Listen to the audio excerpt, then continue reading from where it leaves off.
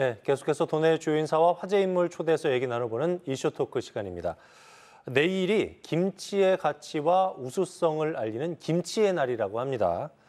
그런데 본격적인 김장철이긴 한데 최근에 이상기후로 배추값이 많이 오르지 않았습니까? 김장을 아예 포기하고 포장김치를 구입해서 드시는 분들도 요즘 늘었다고 하는데 이처럼 기후변화는 우리의 김장 문화뿐만 아니라 농업에도 큰 영향을 미치고 있습니다. 그래서 오늘 이슈 토크에서는 강원연구원 최희창 연구위원과 함께 기후변화가 강원 농업에 미치는 영향 그리고 향후 대책까지 논의해 보도록 하겠습니다. 안녕하십니까? 네, 안녕하세요. 강원연구원의 최희창입니다. 네, 최근에 한국은행 발표 보니까 기후변화에 제대로 대응하지 않으면 우리나라 성장률 26년 뒤에 17% 정도 역성장할 수 있다. 이런 경고가 있었습니다. 이상기후가 우리 경제에 미치는 영향 상당히 심각한 것 같아요. 네, 그렇습니다. 한국은행은 이 기후변화 리스크가 실물 경제에 미치는 영향에 대한 보고서를 발간했거든요.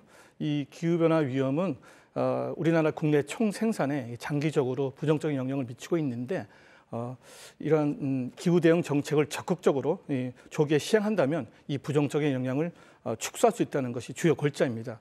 특히 이 국내 실물 경제에 영향을 미치는 이 기후변화 리스크 세 가지가 있는데요. 이 첫 번째가 탄소 가격 상승과 친환경 기술 발전의 전환 리스크가 있고요.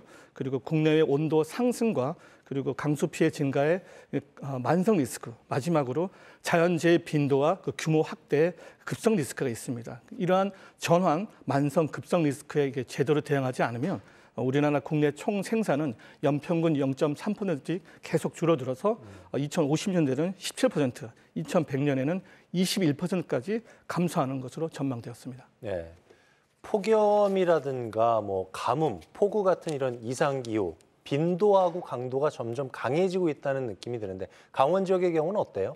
예, 그렇습니다. 이 한국은행은 이상고온, 이상저온, 강수량, 가뭄 그리고 해수면 높이 등을 바탕으로 이 기후 위험 지수를 계측을 했는데요.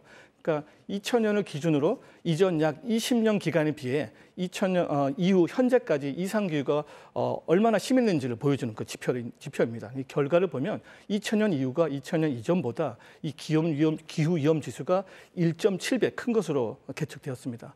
이 강원도는 특히 이상고온의 영향이 좀 두드러졌는데요.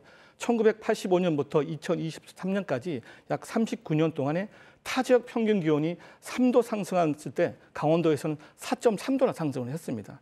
여기에 가뭄과 강수량 위험 지수도 전국 평균보다 높다 보니까 결과적으로 이 강원도의 농업에 좀 영향을 미치고 있는 겁니다. 네, 이전에는 강원도의 주요 재배 작물이 이제 고랭지 배추 아니었습니까? 그렇습니다. 예. 2000년도에는 7,461헥타르였는데 강원 지역의 고랭지 배추 재배 면적이 지난해는 3,774헥타르래요. 이게 절반으로 그렇습니다. 줄었어요. 네. 이렇게 배추 생산량이 줄면은 수급 불안정해지고 가격 올라가고 이런 게 악순환이 반복될 수밖에 없겠어요. 네, 그렇습니다. 사실 여름철에는 이 고온으로 평지에서는 이 채소 재배가 좀 어려운데요. 이 강원도 산간 지역에서는 이 비교적 선선하다 보니까 이 배추 등의 아주 그 채소 재배가 가능합니다. 특히 7월에서 9월에 이 생산량이 전국의 90% 이상을 차지할 정도로 이 강원도는 아주 여름철 고랭지 채소 주산지입니다. 근데 이 고온과 집중호우 등의 이상기후 빈도와 강도가 높아지면서 이 고랭지 채소 생산에 부정적인 영향을 미치고 있는 거죠. 이러한 부정적인 영향으로 이 고랭지 특히 배추 작황이 부진하다 보니까 시장의 그 배추 공급량이 원활하지 않으면서 그 가격이 큰 폭으로 상승한 겁니다. 이 강원도 고랭지 배추의 특징에 대해서 제가 조금 더 말씀드릴게요. 예. 이 국내 계절별 이 생산 비중을 보면 김장용으로 주로 사용되는 이 가을 배추가 55%로 가장 크고요. 그리고 봄 배추 20%, 겨울 배추 13%, 그리고 강원도가 주산지인 이 여름 배추가 12% 가장 적습니다.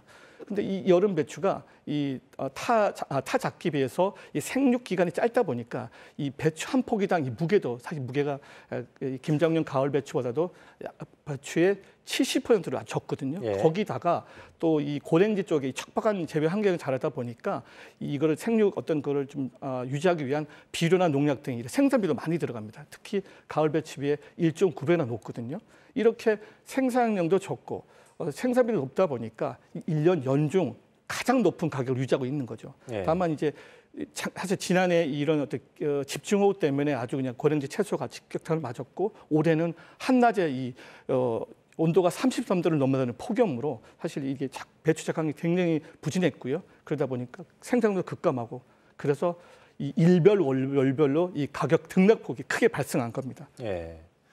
기후 변화 시대입니다. 그러다 보니까 이제 농작물 재배 지도 자체가 바뀌고 있는 것 같아요. 뭐 강원 지역도 예외는 아닌 것 같고 최북단 고성에서 아열대 작물인 키위 재배가 늘고 있다는 얘기예요. 네, 그렇습니다. 이 사실 키위는 아열대성 과수로 이 따뜻한 지역의 제주도와 남부 지역에 좀 주로 재배가 되었는데요. 예.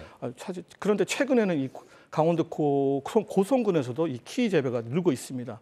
이뿐만 아니라 사실 우리가 일반적으로 귤은 이 제주도에서만 자라는 줄 알았는데 현재 이 전라남도와 경기도를 넘어서 이 서울에서도 지금 노지 감귤 농사가 시작되었습니다. 예. 그리고 이 스페인 대표 작물인 이 올리브와 이 동남아가 원산지인 이 망고는 이 제주도를 시작으로 전라남도와 이 경상남도, 남해안 지역까지 확대되었고요. 이 대표적인 또 동남아 채소인 이 공심채, 모닝글로리를 하죠. 이 채소도 남부 지역에서 충청남도 그 논산까지 진출을 했습니다. 이 농촌진흥청이 이 연평균 기온이 1도 상승할 때 이 농작물 재배 가능 이 지역이 81km 북상을 하고 해발 고도는 153m 상승한다고 분석을 했습니다. 근데 우리나라 여름철 평균 기온이 지금 지난 20년간에 1.6도가 상승을 했거든요. 네. 이 기온 상승률을 이렇게 좀 바탕으로 단순 계산해 보면 이 농작물 적정 재배지 위도는 약 130km 북상을 하고 해발 고도는 약 246m 높아진 셈입니다. 예를 들면 이 경북의 이 사과 주산지인 이 청도에서 강원도 양구까지 직선 거리가 약 200km이고요. 그리고 해발 고도는 양구가 청송보다 300m 가량 높거든요. 예. 이거를 이렇게 비교해 보면 이 기온 상승에 의한 재배지 변화 공식이 거의 들어맞고 있다는 것을 알 수 있습니다. 예. 기상 이변에 따른 피해를 최소화할 수 있는 기술이 좀 필요할 것 같다는 생각도 있는데 기술은 어느 정도까지 와 있어요? 네, 그렇습니다. 사실 2015년 이 파리 기후 협정을 채택한 이후에 이 전 지구적으로 이 평균 기온 상승시키는 이 온실가스 감축 목표를 세우고 실행하고 있는데요. 현재까지 이 기온 상승 추세를 보면 이 목표 달성이 참 쉬워 보이진 않습니다. 그러다 보면 농산물 재배 이 한계선이 계속 북상하고 남북으로 분단된 상황에서 앞으로 남한에서는 뭐 기존 작물을 재배하고 싶어도 할 수 없는 그런 한계에 봉착하는 거죠. 현재 농촌진흥청에서 이 더위에 강한 이 배추 품종인 하라두를 좀 개발했고요. 네. 앞으로 이 재배 기술과 함께 뭐 보급하겠다 지금 계획하고 있는데 사실 근데 다만 이 기후 변화로 발생하는 이 재배지 변화에 대응하기 위해서는 앞으로 더 많은 작물에 더 많은 품종 개발이 좀 필요해 보이거든요. 하지만 이 새로운 품종의 개발과 이 보급에 있어서 이게 기간이 한 7년 이상이 소요됩니다. 네. 그래서 이 기간을 좀 획기적으로 줄이기 위해서도 중장기적으로 좀 과감한 투자가 필요해 보이고요.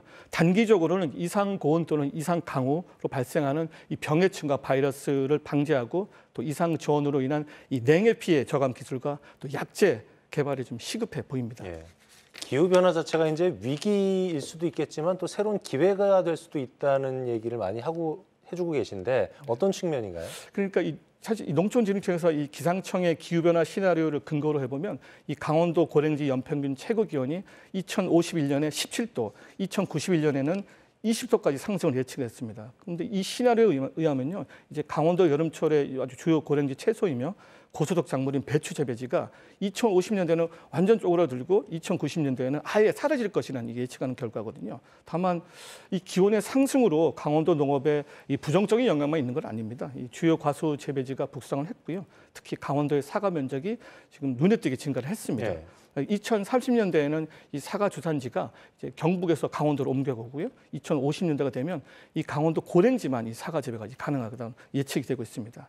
현재 이 사과 주산지인 이 경북 지역의 재배 면적이 지난 20년간 43%나 줄어들었고요. 대신에 강원도는 3배 이상 증가를 했습니다. 특히 정선, 양구, 홍천, 영월, 평창 등 이 5대 지역이 지금 새로운 사과 주산지로 떠오르고 있거든요. 이 지역의 사과 재배 면적이 강원 전체의 한 55%를 차지하고 있고요. 생산량도 비약적으로 늘었습니다. 최근 5개년 약 8% 증가를 했고요. 농가 소득도 동기간 2배 이상 확대되었습니다. 이렇게 강원도의 신소득 작물 발굴과 집중 투자를 통해서 이 기후 변화의 위기를 좀 이렇게 기회로 만드는 노력이 필요하다고 생각을 합니다. 어쨌든 기후 변화는 피할 수 없는 문제이고 이 농업 환경에 새롭게 적응을 해야 될 텐데 구체적으로 어떤 방안이 필요하다고 보세요? 이제 사실 저희가 앞서서 이 생산에 대한 어떤 적응 방법을 말씀드리면 이제 예. 좀 농지의 좀 효율적 이용에 대해 말씀을 드릴게요. 사실 이 올해 강원 특별법 특례로 이 농촌 활력 촉진 지구를 지정을 했는데요. 이 제도는 농지구제 완화를 통해 농지를 활용한 다양한 이제 사업 추진이 가능하고 민간 투자 활성화를 통한 기업 유치, 일자리 창출, 관광객 유입, 복지 및 생활 서비스 개선 등 강원도만의 이제 농촌 개발 정책입니다. 이 먼저 이 농업을 기반으로 하는 이 식품 제조나 가공, 유통뿐만 아니라 이 교육, 체험, 숙박까지 좀 이루는 이 농촌 체류형 복합 문화 공간 조성을 좀 말씀드리고 싶어요. 이 대표 사례로 전북 고창의 이 상하 농장을 들 수 있는데요. 이 농장에서 숙박을 하면서 농산물을 직접 생산, 가공 등 전 이 과정을 직접 체험하는 이런 농촌 융복합 산업 성공 모델이 되고 있습니다. 이 두 번째는 이 기업 투자를 위치해서 농가와 상생 협력하고 이 지역 일자리 창출 등 이 부가가치를 증대뿐만 아니라 이 지역을 대표하는 랜드마크 조성인데요. 이 전남 구례의 자연 드림 파크가 이 대표적인 사례입니다. 예. 부지 선정에 아주 구례군이 적극 유치를 했고요. 식품 생산 공장뿐만 아니라 게스트하우스, 뭐 영화관, 또 사우나 등 이런 조성을 통한 이제 복합 문화 공간으로 이런 지역과 상생 협력체를 구축한 성공 사례를 할 수 있습니다. 예. 말씀해 주신 방안들과 함께 시대의 흐름도 좀 읽어야 될 것 같고요. 그리고 기후변화에 대비하는 다양한 방안들이 나와야 될 것 같습니다. 지금까지 강원연구원 최익찬 연구위원과 함께 얘기 나눠봤습니다. 박사님 오늘 말씀 고맙습니다. 감사합니다.